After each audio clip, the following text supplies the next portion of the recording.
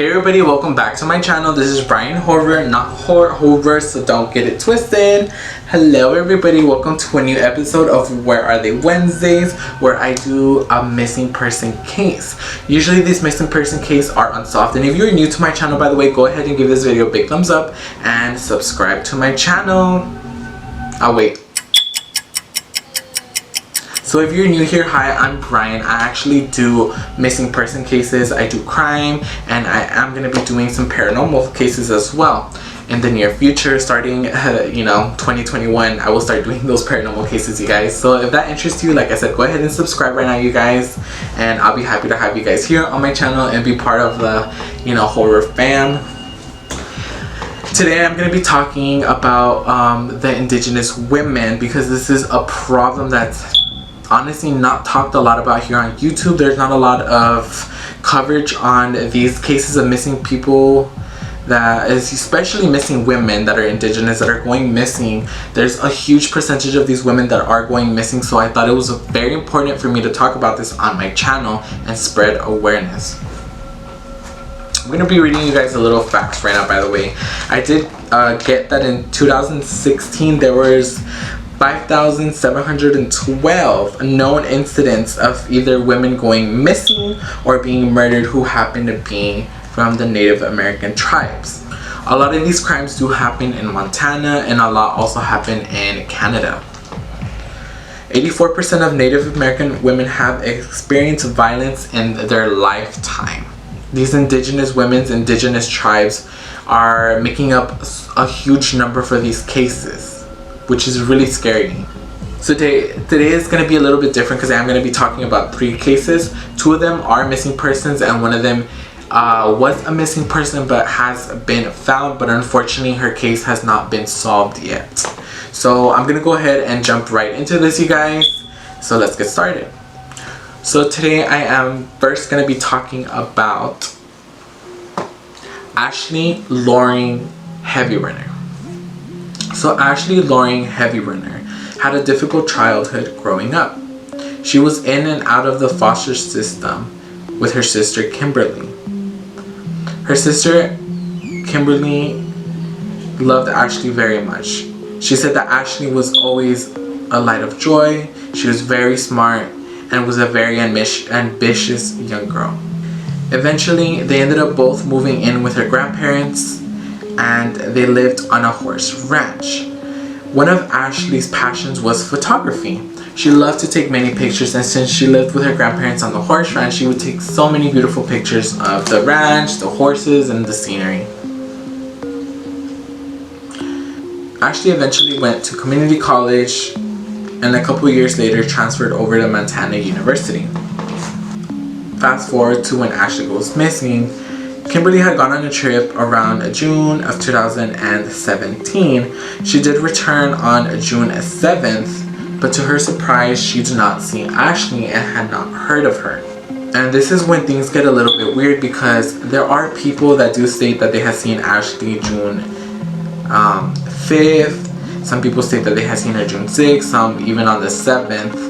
So there is no exact date of when she was last seen, because there are many accounts of her last whereabouts. Kimberly immediately thought this was weird, because it was not characteristic of Ashley to not communicate with her or any of her family members. So she decides to go on Facebook and make a couple of posts to see if anybody has seen Ashley. But unfortunately, no one has seen Ashley. Her sister Kimberly ended up calling the police and filing a missing person case. The police were not a great help in this investigation, as Kimberly feels, because she believes that they weren't making enough of an effort to look for her sister. Kimberly and her family would go, and I am gonna say this right now, I give this sister so much props for being the one who has been tirelessly making an effort to look for her sister. She has gone out there and just always out there searching for her, and never lets her sister's story die down. Eventually, Kimberly and her family ended up finding, like way at the outskirts of town, in a dumpster, they find a gray sweater and a pair of boots that she believes belonged to Ashley. Kimberly ends up sending the boots and the gray sweater to the Bureau of Indiana Affairs for forensic testing.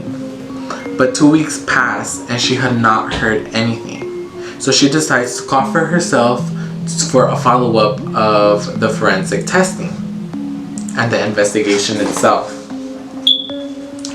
And to her surprise, Kimberly ends up finding out that they had lost the boots and lost the sweater. Which is really frustrating in this case because how do you lose evidence that easily? Especially for a bureau. It can either be a lousy mistake that on their behalf, or it could be maybe possibly a cover-up. Tribal police end up taking over the case around February of 2018, and later on in March of 2018, the FBI is then handed the case. And unfortunately, still to this day, there has been no leads on the whereabouts of Ashley and no new clues. But her sister Kimberly never gives up hope and continues each and every day to fight, to look, and holds hope that one day she will see Ashley again. This brings me to my next case of Olivia Lone Bear. Olivia Lone Bear was 32 years old at the time that she went missing. She was from Newtown, North Dakota. Olivia was a sister, a mother to 5 beautiful children. Her brother Malachi states that Olivia was never the type to not communicate with her family and always was there for her kids, so it was weird when she ended up going missing. On October 26th of 2017, her brother Malachi had posted concerns online for her whereabouts. It was uncharacteristic of Olivia not to keep communication with her family, especially for her having 5 kids.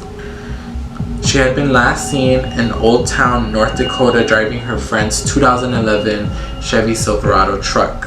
An investigation was involved in this case, but there was not enough that was being done with her case.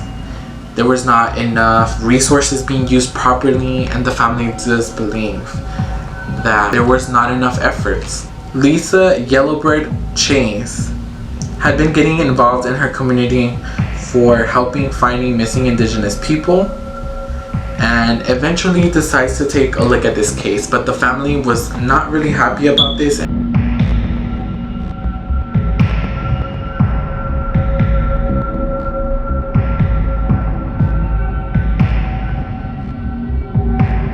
It is when Lisa then finds the submerged 2011 Chevy Silverado at the bottom of the lake.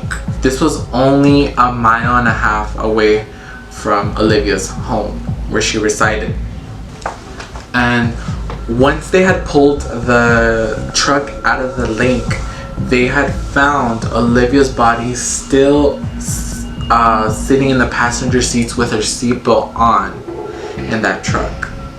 So they believe this must have been some sort of foul play involved in this case. And the autopsy ended up determining her death as undetermined. Unfortunately, police have no luck and have not been able to find her killer, and they're still on the hunt for the suspect or suspects of Olivia's death. And last but not least, you guys, we are also going to be talking about the disappearance of Claudette Osborne. Claudette Osborne was 21 years old at the time that she went missing. She lived in the city of Winnipeg. She had been missing since July 24th of 2008. She had been missing since July 24th of 2008. She was a loving mother to 4 children. Claudette was last seen leaving the Lincoln Motor Inn Hotel at about 6 a.m. on July 5th of 2018. On the night of July 24th of 2018, she had made numerous calls to her family members asking to be picked up from the Lincoln Hotel, as she had been meeting up with a guy. She basically She basically described this guy forcing himself onto her and making her feel unsafe, to when she then proceeds to call her family members asking them to pick her up from the hotel. But unfortunately her calls are unanswered. At around 6:30 a.m. she made one last call to her sister. Her sister reviews the call 2 days later and her family reports to the police, but they tell her and the family to relax, that she might come around in around a couple of days. But she never does. An investigation soon took place. So in the investigation, they ended up going to the hotel where she was captured by security footage leaving the hotel, but unfortunately, since it had been days already from her missing, the footage was already taped over. The area that she went missing was known for prostitution. Police speculate that she might have been taken by a truck driver. 2 years after she went missing, the judge signed off on the police being allowed to review her cell phone records, to review her calls. They were able to trace her last known calls around the same area that she had last made those phone calls, not far from the hotel. There has been no leads, and unfortunately she has been missing for over 12 years now. And yeah, unfortunately guys, that comes to a conclusion. Unfortunately, Ashley and Claudette both are still missing currently, and there are no leads in the case. The investigation is still going on currently, so I'm going to be leaving information down below if you maybe have any information for their whereabouts. And I am also going to be leaving information down for Olivia. Excuse me.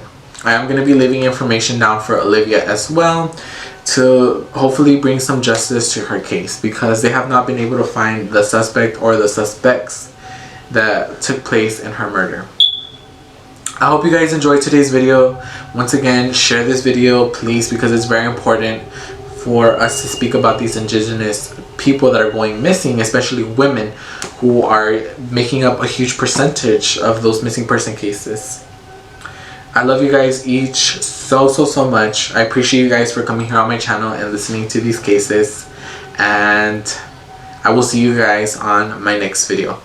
Bye guys, and stay safe out there, by the way.